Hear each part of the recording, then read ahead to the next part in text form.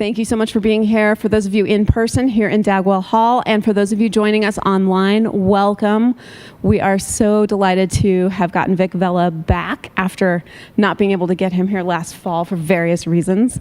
But he made it, and is our last in the series of Local Voices, a series in which I wanted to lift up people in Denver who are doing some really amazing work, and Vic is certainly one of those people. If you missed any of the other parts of this series, please give them a listen. We've had some amazing people here doing some phenomenal work in Denver, and you can go to our YouTube page and find that, or if you can't find it, please reach out to me and I will send you links. But before I introduce Vic, let's just open with a quick prayer. The Lord be with you.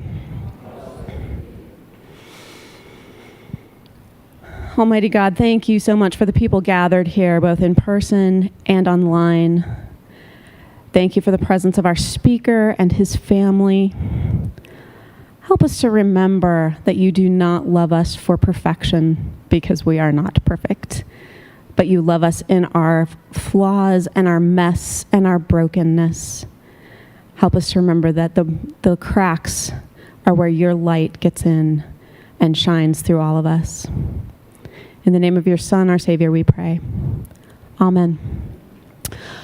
Vic Vela, as I think all of you know, is a local Colorado Public Radio host and journalist doing some absolutely amazing work.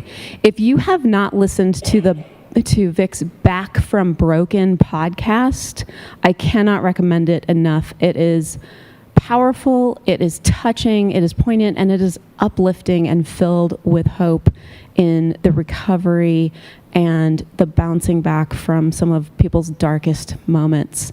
And I'm not going to take any more of Vic's time. Vic Vela, welcome.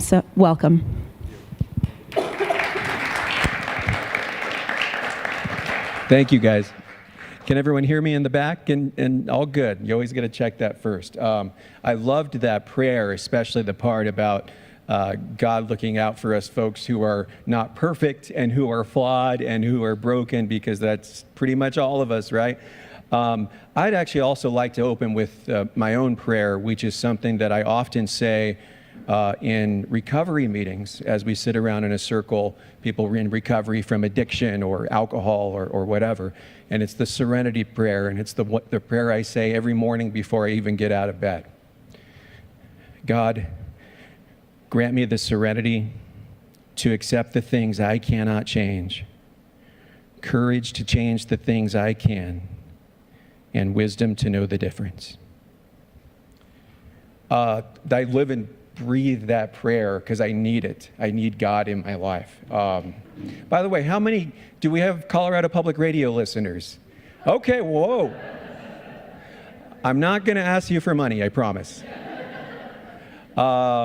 Thank you. You know, when you hear me on the air, you often hear me introduce myself this way.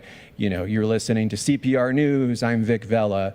But in other circles, I introduce myself this way.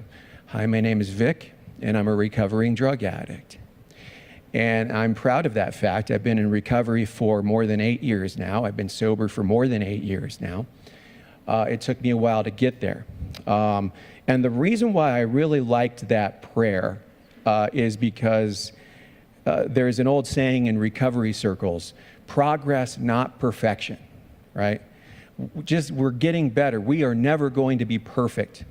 But can we make progress? Can we just be a little better version of ourselves, right? Because we'll never reach perfection. Only God is perfect. And you know, it's funny because when I talk about my addiction, I always say that I'm a recovering addict, not recovered, recovering. Recovering is a process. I wish I were recovered. Recovered indicates that I'm done, right? I'm cured. There's no need to recover anymore. I'm done. I'm good. I'm perfect. But recovering means that I'm always trying to do a little better, and I'm always going to find myself with a lot of humility around my own actions. I'll give you an example of me not being perfect just recently.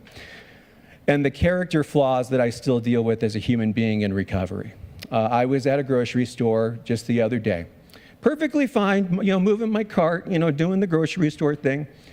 And boy, don't you hate it when people, they go from one aisle into a blind aisle without even looking, right? They'll just mow their car right through the lane there. It's like, would you do that if you're driving, right? Well, that's what happened with this person. And they nearly hit my cart and nearly hit me. I felt like being defiant. I said, excuse me, you fill in the blank here for your expletive. It ended with head, by the way. He says, what did you call me? I said, I think you heard me the first time. Are you hard of hearing? It became that. A confrontation in the middle of Safeway, in front of the produce section. People just buying their prunes and apples, just trying to go about their day, and these two idiots are jawing at each other over what? And we're just kind of jawing back and forth, and at some point, a large voice enters my head, and it says to me, where is God right now? And as soon as I asked myself that question, I took a deep breath and said, you know what? I'm sorry, let's just move on. And I walked away. Now, the old Vic would have thrown down. The old Vic who drank every day and who did cocaine every day would have thrown down and would have been thrown in jail over a shopping cart. The new Vic still has problems, right? There's no need to get into a confrontation at Safeway over anything. But the new Vic did not escalate matters because I paused, I took a deep breath, and I said, God, where are you right now? And when I get out of my own way and let God take the wheel, things are going to work out, because when I try to take over, things go wrong. And that's the way they've always been, and that's the way it was when I was fooling myself into thinking that I can correct my own addiction, right? I could moderate my own addiction. It's okay, I'm only going to use drugs on the weekends. I'm only going to smoke crack on Saturdays, because that's the only day people smoke crack, right? And then it became, well, I'm only going to use drugs on Fridays and Saturdays. And then, well, I'm only going to use drugs on Fridays, Saturdays, and Sundays. Then Wednesday comes along, and I'm still using drugs. And this is what happens when I don't have God in my life, when I don't have a recovery program in my life, when I don't have people in my life who I could talk to and vent to and pick up the phone and say, listen, I don't got this today. I'm struggling today. Imagine anyone who's ever done that, when you are going through whatever it is that you're going through in life, and when you admit that you don't have it, and you need help, and you need a shoulder to cry on, even before you start talking, there's a weight that's lifted, right? Admitting that we're not perfect, admitting that we can't handle everything that's thrown at us, and sometimes you need to pick up the phone and say, I need to talk this through. And that's been happening a lot with me lately. I've been having a lot of health issues, which I'll go into, on top of just the recovery stuff, right? Because every day you're just trying to stay sober. There's a reason why one day at a time is the oldest cliche in the book, because it's true. I have to take things one day at a time. So some of you know my story, not all of you. And in terms of how we got here, I think it's important to share a little bit of that background. I grew up in Longmont, Colorado. So speak slowly, all right? That's an old joke. I had a lot of problems when I was a kid. But I was dealing with a lot of things that were outside of my control. Mostly, I knew I was gay at a very young age. And I knew that I had no control over that. And I knew that I had these feelings for other guys that I couldn't tell anybody else about. Remember, this was like 1980s, 1990s, northern Colorado. This was a different climate back then in terms of acceptance and things like that. And I had a lot of behavioral problems when I was in school. I was mouthing off to teachers. I was getting kicked out of class. I was the class clown at best. I was the class terrorist at worst. They named the wing of the principal's office after me, probably, after I graduated. But that's how I reacted to pain I was feeling, was by exploding in front of an authority figure like a teacher, the principal, a police officer. How dare you tell me what to do? You don't tell me what to do. It's a little guy in a lot of pain, right? And a lot of mental health issues. How did I fix that pain? I found drugs and alcohol. And the very first time I smoked that joint, the very first time I took a shot of tequila, the very first time I dropped LSD, all of a sudden, all my problems go away. Wow, where has this been my whole life? This is great, right? This alcohol just, whoa, everything's gone. Or at the very least, everything's manageable. I can handle anything with this alcohol. I can handle anything with this drug. Keep it coming, let's go. And so that started a very long love affair with drugs and alcohol that started in high school. I actually got suspended my final year in high school. I barely graduated. I had a rock star. I may have had a 2.0. I'm usually rounding up when I say that. Somehow I graduated. And somehow I went to college. I went to MSU Denver, and I kind of grew up with the city, right? I went to college at the same year that Coors Field opened. This was before Pepsi Center, which is now Ball Arena, was even built, right? Like, this was before cell phones were everywhere. You had to actually write your number down on a piece of paper and actually pick up the phone and call someone. Imagine that. And I did well in college, and I knew that I always wanted to be a broadcaster. I wanted to go into sports. I wanted to be on SportsCenter. I wanted to talk about sports, and that's what I did right out of college. I started out my career as a sports anchor for an NBC affiliate in West Texas. And I was on top of the world, 23-year-old kid, my face on billboards on the back of bus stops. You've seen the news anchors, right, with the ties and the smiles and the makeup, and that was me. And a huge ego. And that's when I fell in love with the drug that would become my master, which was cocaine. And again, it started off as being introduced to the drug at a bar on a Saturday night, and that was awesome. And then it became a daily thing, to the point where I'm doing cocaine before I ever even go on the air. So, I'm preparing the 10 o'clock news sportscast. I go into the makeup room, adjust my tie, put on my makeup, and do some cocaine in the bathroom minutes before I go on the air. Did it every night. No one knew. Like, wow, you're so energetic when you're on the air. Well, yeah, there's a reason for that.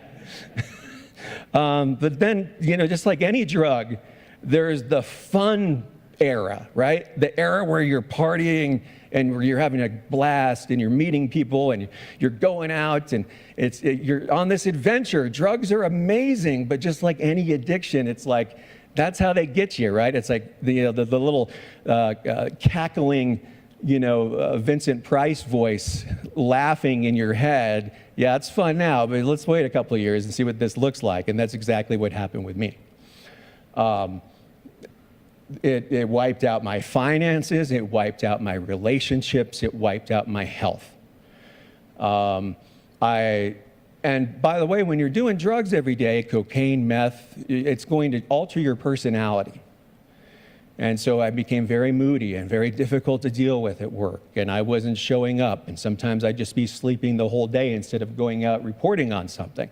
It's because I was up all night the night before, right? But of course, I didn't have a problem. That's the problem with addiction, is you don't think you have a problem.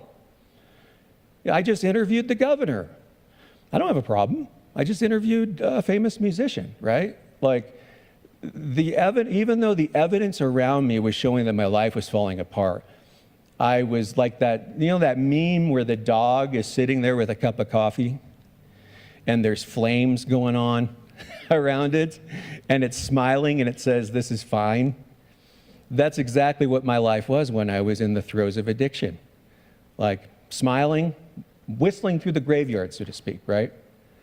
That catches up to you. And doing cocaine every day for years and years and years is something I don't recommend. And it's something that really took its toll on me physically. In using in needles to inject drugs as well. In 2006, I was sick all the time. I couldn't figure out why I had the flu in the middle of the summer. I was the only person in town sick, it felt like. I was getting all these bizarre rashes on my skin. I didn't know what was going on, and the doctors ran all these tests, and they couldn't figure it out. Until one day, a doctor who knew my story and knew my history, he rolled up his chair next to mine and said, "When's the last time you were tested for HIV?"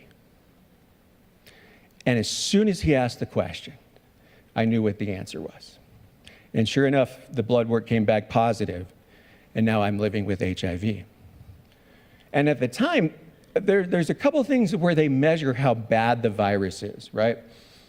One is the viral load, which measures the presence of the virus. The higher the viral load, the worse shape you're in. And your T cell count, or CD4 count, which is your immune system. It records the number of white blood cells that are fighting in my immune system. My CD4 count was tanked, and my viral load was through the roof. And there's a measuring stick they use for full-blown AIDS, and I was just at that borderline. I was just at that borderline when I started my medication, antiretroviral medication. Finding gratitude now, though, looking back, that same year was the very first year that they came out with a drug called a tripla, which was a triple or actually quadruple cocktail all in one. Instead, because back in the day, you would have to take multiple medications throughout the day. Now it was just one pill. How grateful was I for that, and modern technology and scientific advances. But even then, it's amazing what addiction does, because even the biggest wake-up calls sometimes don't wake you up. That's why when I sit in recovery circles with people, it's very common for me to hear from someone who went to prison, killed someone, and they still went out and drank. Like, consequences don't matter when we're in the throes of addiction, right? You can lock someone up and throw away the key all you like, but it's not going to solve their problem. It's not going to solve anyone's problem. I always say that there's a difference between sobriety and recovery. Like, anyone could get sober. I could tie myself to a radiator for a month and get sober, but does that mean I'm in recovery? Does that mean I'm helping myself get better? And recovery is the hard part. And I think because recovery is the hard part, it took me so long to get there, right? I don't want to face my problems. This is fine. Flames going on around me. But my journalism career continued somehow. I was still doing good work that caught attention of editors, and I was still reporting on things, important subjects. I was a member of the Capitol Press Corps here in Colorado for about 5 years, so I was covering legislative sessions and gun bills and civil unions and election reform in Colorado, all these things going on. And I was smoking crack every single day. I would go across the street and I would hide a little crack pipe underneath the dumpster and put it in a little Ziploc baggie to protect it. And I would go outside every 30 minutes to an hour to go smoke. Go back in and cover the legislature. This is one heck of a way to live. Like, I did that the way you brush your teeth.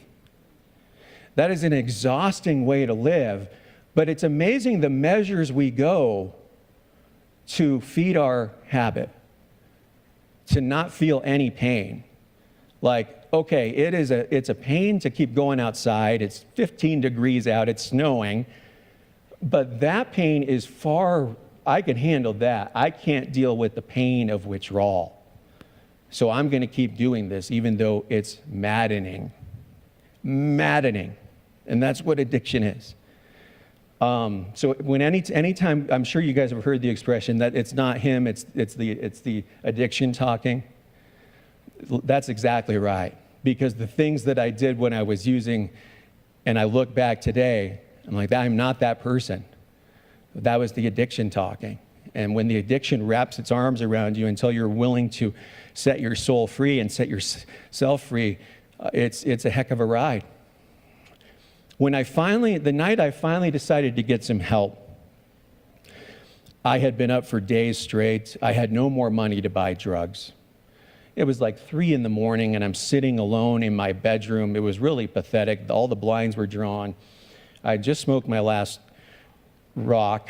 I didn't have any more drugs left. I'm petting my dog laying next to me. It was a very, very sad scene. And I was scrolling through very sad songs on my phone. It was very pathetic. I'm sure some of you have done that when you go through a breakup, right? Like, oh, I'm going to listen to the saddest music possible. And that's exactly what happened with me. And I had a choice. I could either keep living the way I was living or find the strength to change. And I asked myself a question. Are you really going to do the same thing tomorrow? Are you really going to wake up and do this same thing tomorrow? And when I thought of that, I was mortified. And I started to cry. And I said, I can't do this. I can't live like this anymore. And I had in my phone a number to to a friend who I met during a previous attempt to get sober that didn't last very long. I was maybe sober for like a week or so, and I wasn't ready to get help. But I still had his number. He was a guy who was in long-term recovery, the same affliction I had, crack cocaine. He offered to be my sponsor, but I wasn't ready to get help. I still had his number. I figured I had nothing to lose, so I called him. Now, mind you, it's 3 o'clock in the morning. He could have been asleep. He could have deleted my number, could have gone to voicemail. Any number of things could have happened that were reasonable outcomes. Instead, at 3 o'clock in the morning, he answers his phone and says, "Hey, Vic, how's it going?" And every time I think of that, I get choked up. He answered the phone. And I said, "Rob, please take me to a meeting tomorrow." And that was January 25th of 2015, and I've been sober ever since. And it's been really hard to, look back. Sometimes they're like, is it hard for you to talk about this stuff? Well, this is what you have to do. This is my recovery right here, right? It's quite the opposite. Like me talking about addiction, me talking about the things that cause me pain is how I don't suffer through addiction and that kind of pain anymore. Is being honest about the things, getting things off my chest, knowing what my triggers are, knowing that when I'm in that grocery store, right, and that shopping cart incident could spark a disaster in me that could lead to getting arrested, that could lead to me saying, screw it, I'm just going to get high, and throwing away years of sobriety. That can absolutely happen. And that's why I have to be honest with myself and tell on myself when I'm not doing well. And I'm very open about health issues on social media and with friends. People are like, wow, you're so honest. I've always been someone who wears his emotions on his sleeve. But now I'm dealing with the things in recovery that I used to self-medicate for, right? The things that caused me a lot of pain that I would used to bury my head in the sand, so to speak, and just, drink or whatever. But now I got to deal with life on life's terms, on God's terms. How do I do that? I never did that before.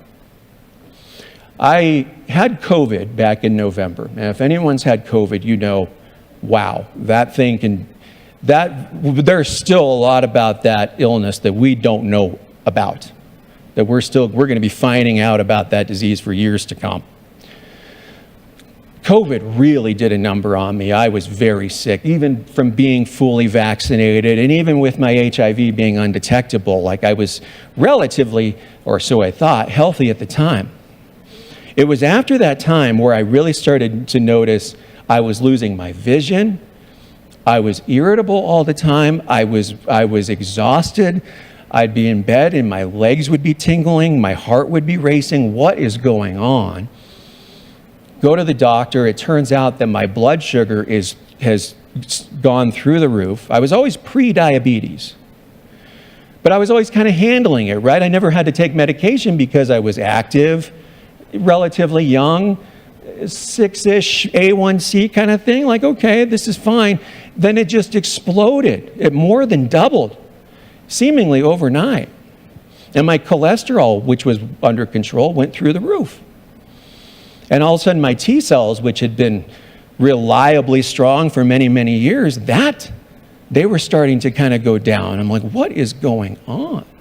So the doctors think, it's still kind of a mystery, the doctors think that COVID did a number on me and it caused a spike in everything. And there is science that COVID can accelerate diabetes in people who might be prone to diabetes, and that's what it did. But to have blood sugars that were normally in the 150s range for years, all of a sudden shoot up into 300, 400, 500 territory. Doctors said, you absolutely could have fallen into a coma, if not died, from your blood sugar. I had no idea. And so now it's another thing I'm dealing with, right? Now I'm having to take insulin every day, which has been a challenge, because that's like trying to get the recipe right? Oh, okay, this isn't enough insulin. Okay, now you got to take two. Oh, now it's too much. Whoa, I'm crashing. Like, I'm constantly looking at my readings, and sending them to my mom to assure her that everything's okay, which, by the way, 196, I'm a little elevated right now, but I can handle it. My vision, thankfully, there was no diabetic illnesses with my vision when I got some tests, but I'm having to switch to progressive lenses, which, if anyone's done that, it's a change. So, HIV meds, insulin, progressive lenses, staying sober, not smoking crack, not doing cocaine. It's a lot. On top of just the everyday shopping cart stuff. It is a lot. How do I handle it? I tell on myself. I call people. I'm honest. I ask for help. I do this. I go to meetings.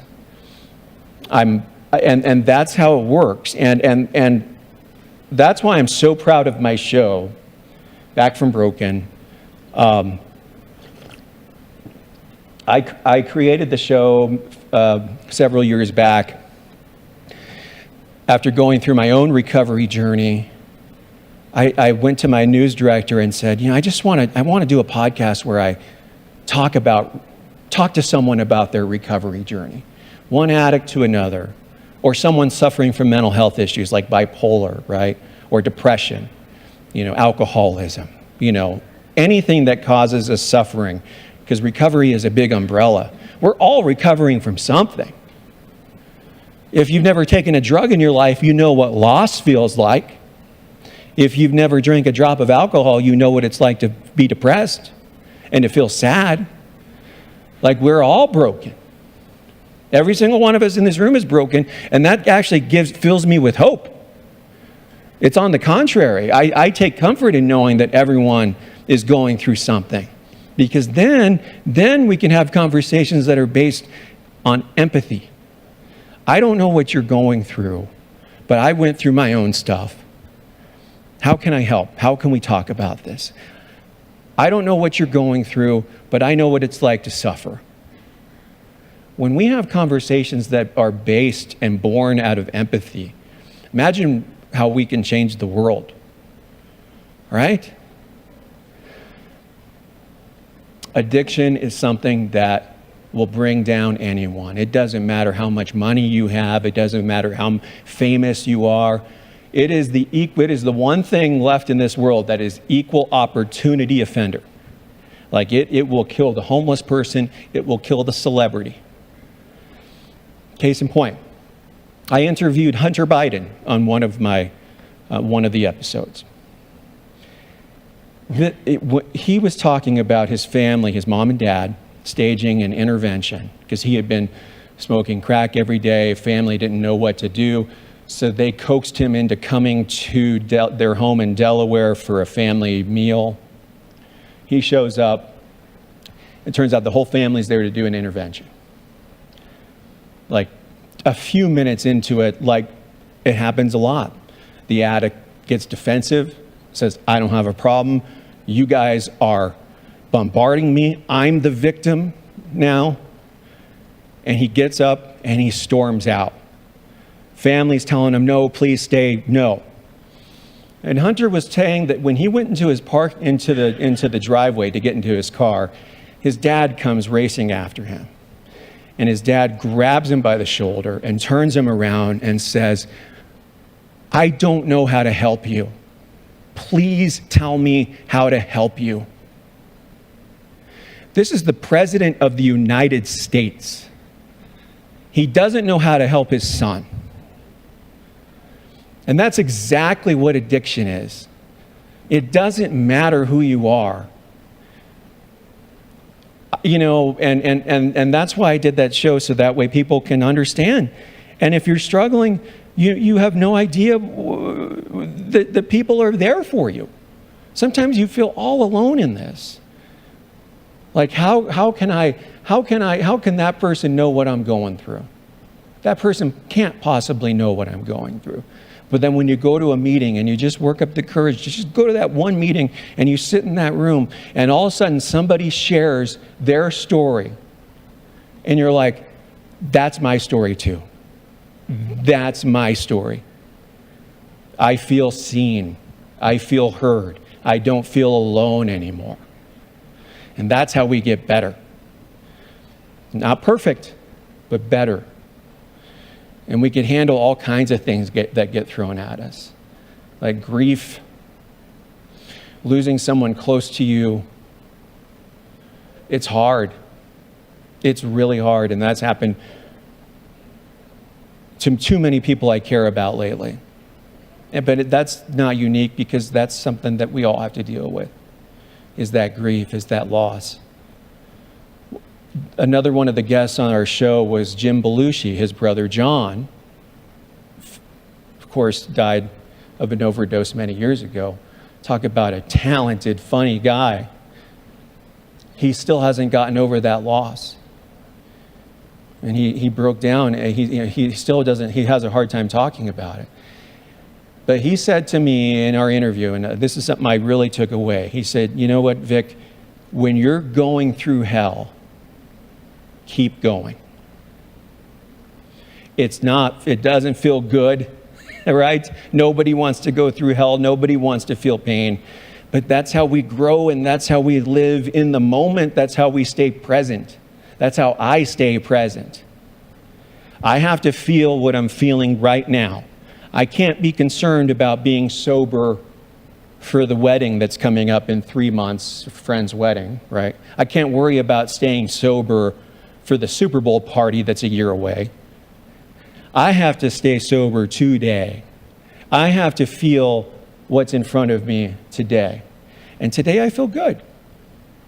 Yesterday maybe I didn't feel so good.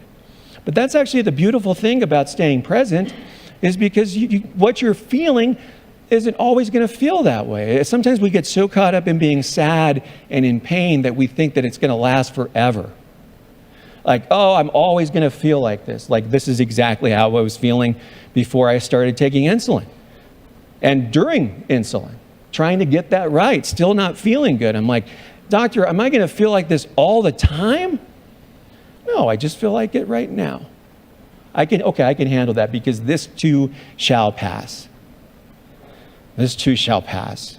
I have to think of my negative thoughts when I meditate, which also helps me stay present, right? And I focus on that breath. It's not about blocking out things in your mind, because you are never going to block out things that go into your mind. It's about letting those moments, letting those thoughts pass without reacting to them. It's like a car, it's like our thoughts, it's like a dog that sees a squirrel, and it just wants to latch on to that negative thought. Like, oh, my coworker hates me, squirrel. Now I'm latched on to this negative thought, and now all day I'm thinking about how my coworker hates me. Your coworker probably hasn't thought about you all day. But your truth and your reality in your head, based off this negative, unfactual thought, is now ruining your day. So how do I just let that pass without the dog going after the squirrel? No judgment. Okay, here's a negative thought. Here's another negative thought. The Broncos are going to lose. That's life. That sucks, but let's move on and focus on that breath. And the more I do that, the less prone I am to react, because when I react, it can get ugly. When I react, I can mouth off to the police officer or my boss or an editor or a friend. But I have the tools in my toolbox not to do that. I have the tools in my toolbox to get better and to be a better version of myself. It's not always easy, but the message I always tell to anyone is, whatever kind of pain you're feeling right now, we can handle it. It's an old cliche, right? God will never give us more than we can handle, right? A lot of times we're like, okay, that's BS, right? I'm dealing with a lot right now, right? God help me. But it's kind of true. Like everything that I've overdosed, I don't even know how many times, but it's been a couple. I've been in the back of an ambulance and then woken up in a hospital wondering, how did I get here? I had borderline AIDS. I survived crack cocaine and heavy drinking, and diabetes and HIV. And look at me. I'm still here, right? And it's just a matter of, sometimes you just got to put one foot in front of the other. Sometimes that's all you can do. Sometimes you don't have anything in you there's no pep talk, there's no Newt Rockney speech going on in your head. Sometimes you just got to put one foot in front of the other. And that's okay, because you never know when that moment's going to change for the better. And giving myself an opportunity for things to change instead of reacting. Because if I react and I react to those negative thoughts, I will go to the bar, I will go to my drug dealer, and I will die. If I don't react, if I take everything and stay present and know that this too shall pass, this isn't going to necessarily last forever, I got a chance. I got a chance to see tomorrow. And not just see tomorrow, thrive tomorrow. And thrive today.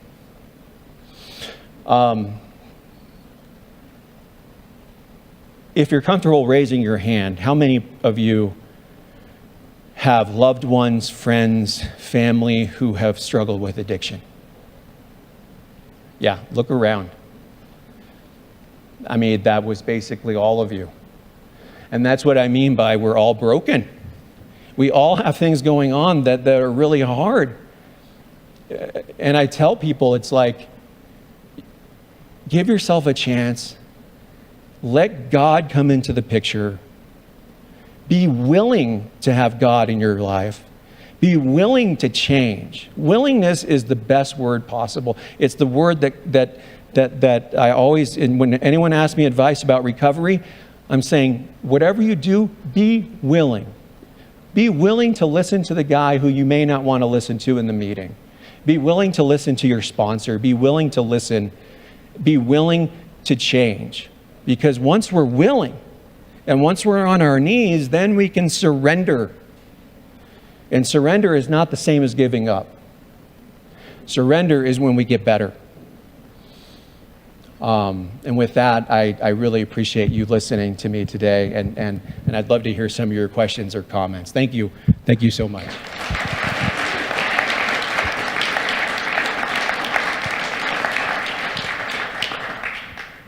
Vic, thank you very much. I'm always inspired listening to you on the radio. Thank you. My question is, how in the heck did you pick West Texas as a gay man in the 90s, and what was your experience? Yeah, there weren't a lot of dating options for me then.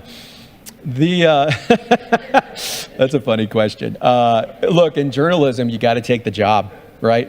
Whatever job comes up, you don't know where you're going to start. It'd be great to start in New York City or Denver or something like that, but that's how journalists start. You start in a little town, and it was a nice town. The funny thing about Texas is we hate Texas more than they hate us. Like, it's funny, like, people are like, oh, Coloradans are like, oh, Texans, boo. But you go to Texas and they're so nice. They're like, we like Coloradans, why don't you guys like us? It's actually funny, but that's a funny question, yeah. And actually, they were really accepting. I was out to everyone in the newsroom, including my sports director. I've been out for many, many years. I officially came out to some of my best friends during my high school graduation party, and then I was actually outed. I was outed to my mom by a vindictive roommate of mine, that's a whole other story. But when I moved to Denver when I was 18 and I went to school at MSU, I'm like, I want to be myself for the first time. I am a gay man. I want to be proud of that and open about it. And that's the one thing I'm so grateful for, the experiences I've had, even though I had a lot of pain, a lot of suffering. The experiences I've had as a gay man being out in the city of Denver has just been a beautiful experience. Beautiful. Thank you. Nadia. Oh yeah, there's a lot, right? I mentioned a couple. Obviously, I'm in recovery, and that's a subculture there. I'm gay. I'm also a Deadhead, so I'm a huge Grateful Dead fan who cries anytime I hear Jerry Garcia play guitar. A Fish fan, so that whole scene. And there's actually a great recovery scene within that scene of people who are Deadheads, because look, Grateful Dead concerts, Fish concerts, there's a lot of drugs, right? Like, how do you go to these concerts and stay sober? Well, you have your little cocoon with you. You have your posse. And there's actually tables inside those concert venues, and you find the yellow balloons, and that's the group of sober concert goers at those shows. And you can go hang out with them and go to a meeting at set break if you want, or find a buddy to hang out with if you're just trying to get through the show sober. And because the music matters more than the drugs. That was the beautiful thing. Like, am I going to be able to experience, because I love music. I love jazz, Dave Brubeck and John Coltrane and Thelonious Monk and being a Deadhead. Like, there's a lot of, things going on with that music, right? Can I still enjoy this music sober? Because drugs, I always thought drugs just heightened everything, right? Drugs interfered with everything. There were concerts that should have, oh, you were at that concert? That's amazing. I don't remember any of them, right? Like, it's like, I really wish I would have remembered that amazing concert that everyone keeps telling me about, but I don't remember it. Now I remember the shows, and I pay attention to the music. Oh, listen to what they just did there with that note. Because I'm sober. I don't have to worry about waking up with a hangover or waking up next to some stranger or whatever. Yeah. Your thoughts on legalized marijuana and other drugs? Say that one more time. Your thoughts on legalized marijuana and other drugs? Oh, that's a good question. So I'm going to be as honest as I can while trying not to dodge the question. I try and stay out of policy debates, right? Because there are reasonable people who have reasonable opinions when it comes to recreational marijuana, when it comes to The new thing now is the supervised injection sites, right? That's going through the legislature. I always try and keep an open mind around it. But what I always tell people is this: when you're having the discussions around these things, please respect each other's viewpoints. Please don't demonize one another, because the person across from you has legitimate feelings about what they say, right? If the person across from you is saying, you know, marijuana does this, and if alcohol is legal, then this should be legal, that's a legitimate argument, right? And I've known people who thrive on marijuana use, right? Whose lives have become better because of marijuana use. God love them, right? But then there's the other side. I've seen people in recovery start to use marijuana, and then that's just a stepping stone to getting back into heroin or something, right? Those things happen too. So can we have conversations, just conversations, where we're not yelling and calling each other names? Because the people who talk about injection sites, they really want to save lives, right? They really, really want to save lives. But the other side of the table is really, really concerned that you might be enabling people, and concerned about what the community impact might be. So, you know, my answers are always nuanced, because the problems are always nuanced. It's rarely a black and white thing.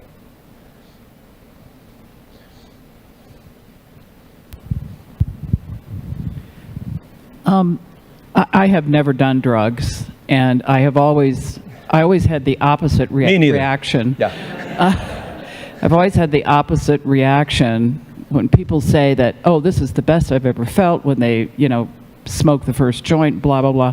For me, I drink on occasion and so forth, and I kind of like the feeling when you have that little buzz and stuff, but it's like, okay, that's enough.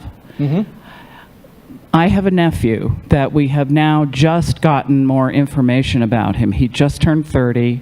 He has been homeless since he was in high school. And he got into drugs when he was in high school. And he is now facing recovery from not only his addiction, but he has severe frostbite on his hands and feet. And so he's facing surgery. You gave me some great information when you were talking about before, when you would get upset and say, don't tell me what to do and stuff. I turned that around, and I can't, in a way, it's kind of similar for me. If I think I might have some good ideas for my nephew, but really I don't.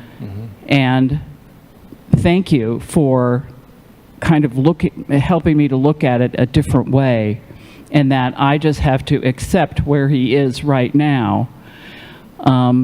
And the other thing that I always thought about when I was younger was I didn't want to disappoint the people who were close to me. So I knew the consequences of a bad hangover and all this kind of stuff.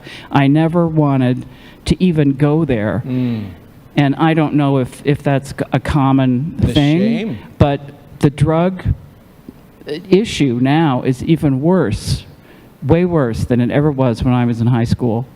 So I want to thank you for your views on things and the understanding for me of what it is that people who are recovering from addiction are going through.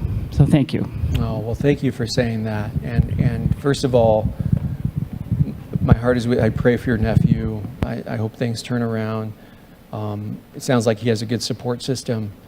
Telling someone, even people who may not be ready, you know, I get people ask, mothers, fathers, whatever, what should I tell my son? I'm like, there's nothing that you can say that's going to magically make them feel better or magically want them to get help. But if you keep telling them that you love them, they will absolutely remember that when they're ready. They will remember the support system. They will remember the people who never gave up on them. They will remember the people who showed love for them, even though they weren't ready to get help at that time. I guarantee you that. And then as far as the drugs today, wow, fentanyl. There are people who aren't even addicted to drugs, they take one pill, some 16-year-old kid, and they're gone. It's not even, yes, it's much worse than I'm sure it was. And it was worse than even when I was using, because at least when I bought cocaine, I knew it was cocaine, right? If I bought heroin, I knew it was heroin. You don't know what you're getting now. That's a scary, scary thing, you know, because even though you're always playing some sort of form of Russian roulette when you're using drugs, right? But you always, it's like anything a professional addict will know their limitations, right? They may not always be, you know, mind those limitations, but you're aware of them. Like, if I take this much powder right now, it's probably going to do this to me. There's usually a little equation. With fentanyl in the mix, wow. And that is a scary thing. But I also will say this, that fentanyl has been in the news, and it's getting a lot of attention, and it should, of course.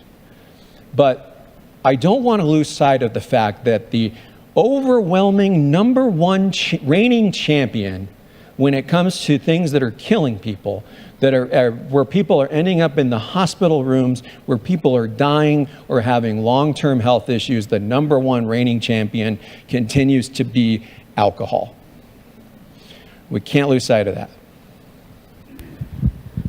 I'm wondering what role good health care and family support / resources played in your recovery. How important was that? Wow, it's, well, the family resources are huge. You know, I always say that the addiction is hard on the user, of course, but it's much worse for their parents. It's much worse for their husband or wife or what partner or whatever, right? It's much worse for your loved ones because they feel so helpless. And, you know, when you're going through your own stuff, it's hard, of course. But you're so self-medicated and so, you know, off in la-la land. But these other folks who see you every day, they see you falling apart. And that's hard when you love someone. So having that support system, I don't know if I'd be here. I don't know if I'd be here without my parents, my sister, other family members. You know, my sister took me to my first rehab. It didn't work, but but I never gave up, right? That's the other thing too. Sometimes you're not going to get it right. Sometimes you're going to go into rehab and you're not ready. That's okay too. Just don't give up, right? I have so many, I'm just blessed to have friends and family and people who care about me. It was also important to build your own recovery network if you didn't have one. Like, these people in my life over here are amazing, but they only can help so much because they don't know what it's like to need to do cocaine every day.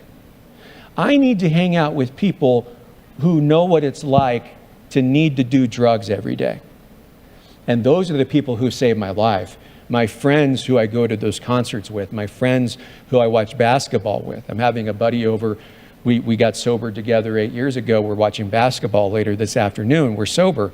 To go have coffee with, to go to the movies with. Like, it's that recovery posse who's going to help you through this, whatever ups and downs you have in your everyday life, because we all have them. And as far as healthcare, gosh, you know, I'm just blessed to have doctors who care about me, who know what they're doing, and when I go to them and I'm not feeling well, I could tell them, and they're there to empathize. They're not always going to make me feel better, but they absolutely, just their presence, just knowing that they're there for me, and having that health care is huge, because there's a lot of people who don't. And when I first got sober, I was like a country record. I lost my boyfriend, I lost my job, I lost all my money, all these things were vanishing out of my life. And I lost my health insurance. And so the very first year of my recovery, not only didn't I have a job, but at least I had Medicaid. Because it was around that time that the Obamacare kicked in to because you used to be really poor to qualify for Medicaid, but then the Obamacare expansion helped get me on Medicaid, and thank goodness for that, right? Just for that. But not everyone has that. Some people are still living on the streets. You know, sometimes it's hard to get into a rehab center because your insurance doesn't cover it. I get it. But I always do say this, that I went to a very world-class rehab center at my first attempt to get sober, and the day I walked out, I got high. I've been sober for 8 years by going to free meetings. So it's all about willingness, right? Hi, Vic. Thanks for being here and sharing your story. Thank you. I actually listen to your podcast when I go jogging. It helps me because I hate exercising, so that helps me. Vic, I've been around, and I think it's a blessing when people that have done alcohol or don't have no need to do drugs, they don't have that allergy, okay? Yeah. And I think it's wonderful. It's a blessing. But, you know, I've been around addiction my whole life. I mean, my mother died as an alcoholic. My first cousin died as a cocaine addict, gosh. you know, so it's just, you know, it's been around my whole life. My mother's side of the family, they're all addicts, or, you know, it's just, we have that gene. So I guess my question is, I have two people I have 4 siblings. 2 of us are in long-term recovery. It's a blessing. 2 of us are still active alcoholics and some drugs, okay? So my question is, it's a mystery to me. Like, I found it to be a blessing that when you hit bottom, you finally get it. You know, you don't die. It's a miracle. Yet I see people suffer forever, and they never seem to get that, okay, I'm sick and tired, you know, in the recovery of being sick and tired. What's your perspective on that? How come some of us get it, Yeah. and some of us just continue to suffer, and you see all this misery, and you're saying, boy, there's help out there, and there's joyful people out there that really get it, but you don't get it. What's your perspective on that? Oh, what a great question. And it can be so frustrating too, you know. Like, I can be an example, you know, they say in the rooms of recovery, it's a program of attraction, not promotion, right? So, you know, I can't be like Dealin' Doug and putting up billboards saying, you can recover, right? You know, I hope that other friends who are suffering, or other people who are suffering, can see that I went through the same thing that they did, but now I'm doing a little better. And that hopefully is enough for people to say, maybe I can be like this guy. Because that's what did it for me when I was hurting, is I would watch speeches of some like Elton John is a huge hero of mine. He was a huge cocaine addict, and I would read his recovery story. Or Trey Anastasio from Fish, other celebrities who are heroes of mine, who got better after stopping drugs and alcohol, and that's what motivated me. That's the hope, is that attraction can land, that someone who needs that message will get that message and hopefully get better. But for a lot of people, the sad reality is that rock bottom is more like a bottomless pit. And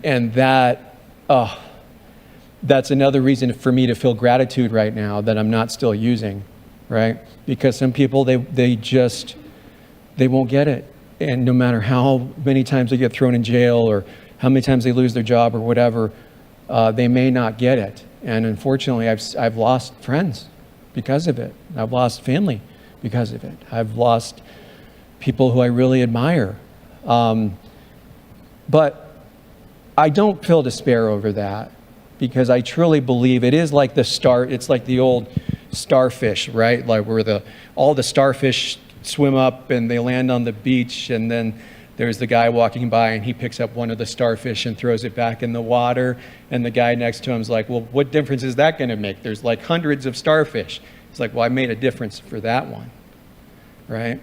And I think that's what I try and hold on to, right? Is just, if you can help one person through the podcast, through this, through whatever, then it's totally worth it.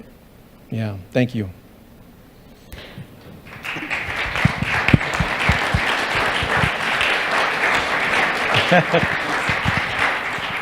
That is our time. Thank you so much, Vic. It was so great having you here. Of course, as always, 10:30, please join us for our choral Eucharist, either in the cathedral or at sjcathedral.org. Thank you all for being here. Dean's Forum will be on hiatus for the next 2 weeks for Palm Sunday and Easter Sunday. We will return with our Everdeen lecturer and Rabbi Emily Hyatt, and then Dean Richard for the end of our season in April. So please plan to join us after Easter. Vic, thank you again.